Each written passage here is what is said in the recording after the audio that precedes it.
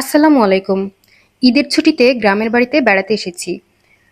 তো দেখলাম অনেক আম গাছে পেকে আছে। ভাবলাম পাকা আমেরই একটা রেসিপি করে ফেলি। এই রেসিপিটা আমি একটা ভিডিওতে দেখেছিলাম। তো ভাবলাম এটা ট্রাই করে দেখি কেমন হয়।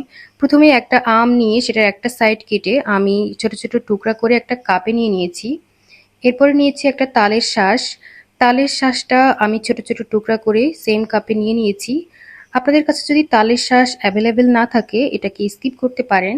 আমার কাছে ছিল তাই আমি অ্যাড করেছি। এরপর আমি আগে থেকে ব্লেন্ড করে রেখেছিলাম একটা আম, সেটার কিছু অংশ কাপে নিয়ে নিলাম 3 টেবিল চামচ মতো রান্না করে রাখা সাবুদানা আর 3 টেবিল চামচ মতো আইসক্রিম। আইসক্রিমটা দেওয়ার পর আমি ব্লেন্ড করে রাখা আমের আরও কিছু অংশ দিয়ে দিলাম। দেওয়ার পর খুব সুন্দর করে আমি মিক্স করে নিয়েছি এবং এটা খেতে অসাধারণ হয়েছিল।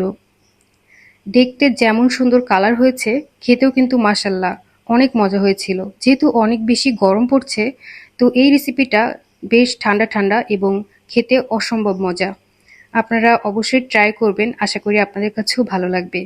সবাই ভালো থাকবেন। আল্লাহ হাফেজ।